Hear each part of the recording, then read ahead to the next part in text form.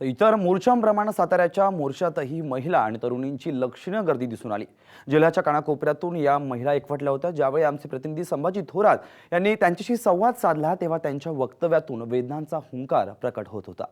सातारा जिल्ह्यातील कानाकोपऱ्यातून या ठिकाणी महिला आलेल्या आहेत। आपण आहोत सातारा जिल्हा परिषदेच्या ग्राउंडवर। या महिलांच्या मागण्या काय आहेत हे आपण जाणून घेऊया।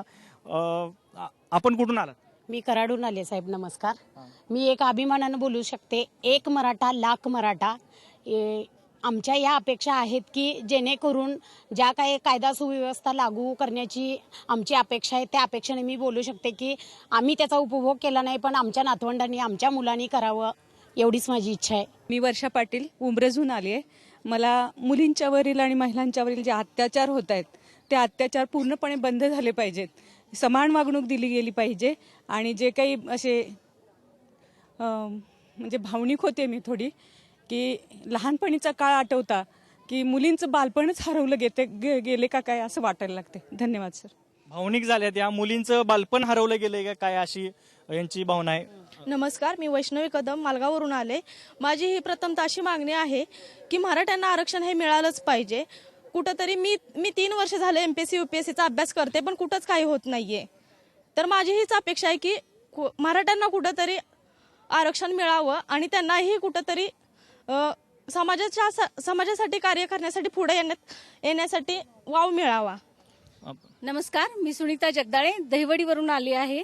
आमची एकच मागणी आहे। आज कोपर्डी या गावामध्ये आमच्या चिमुकल्या श्रद्धावर जो अत्याचार झाला आहे त्या अत्याचाराचा निषेध करण्यासाठी आम्ही इथं जमलेलो आहोत। आज एक आमची मुलगी, त्या मुलीवर माणुसकीला काळीमा फासणारा अत्याचार झालेला आहे। त्या अत्याचाराचा निषेध म्हणून आम्ही सर्व महिला या ठिकाणी आलो आहे आणि आमची एकच मागणी आहे की ते जे नराधम आहेत त्यांना जास्तीत जास्त लवकरात लवकर शासनाने फाशी द्यावी हीच आमची सर्वांची एक इच्छा आहे। त्याचबरोबर म्हणजे हे जर शासनाने हे जर पाऊल उचललं त्या नराधमांना फाशी द्यायचं तर आमच्या महिला, आमचं जे समाजाचा अर्धांग आम्ही ज्या महिला आहोत त्या महिला समाजामध्ये सुरक्षितपणे वावरतील। आमच्या मुली, माता भगिनी सर्वजण आम्ही ताटमानेनं या ठिकाणी वावरू शकू, ही एक आमची महत्वाची मागणी आहे। त्याचबरोबर आमची दुसरी महत्वाची मागणी म्हणजे मराठा आरक्षण। आज आपण पाहतोय आमच्या मुली 90% मार्क्स मिळाले तरी सुद्धा त्या मुलींना मेडिकलला ऍडमिशन मिळत नाही। सीईटीला 90% मार्क आहेत, इतर 70%च्या मुली सीईटीला जातात, मेडिकलला जातात, इंजिनिअरिंगला जातात, पण आमची मुलं मार्क जास्त असूनही मागं पडतायत। म्हणजे अशी जी मुलं आहेत ती काही नैराश्याच्या गर्तेत जातात। त्यामुळं मग आमची मुलं कुठेतरी टिकली पाहिजेत।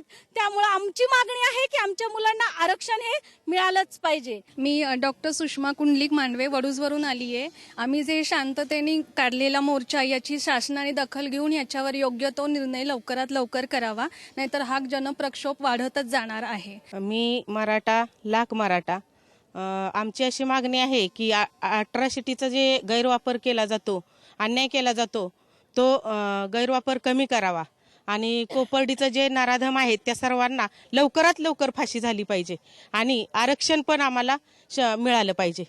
कोपर्डीतल्या नराधमांना फाशी झाली पाहिजे, कोपर्डीतल्या नराधमांना लवकर शिक्षा झाली पाहिजे अशी या रणरागिणींची मागणी आहे। कॅमेरामॅन सचिन सावंत, संभाजी थोरात, साम टीव्ही, सातारा।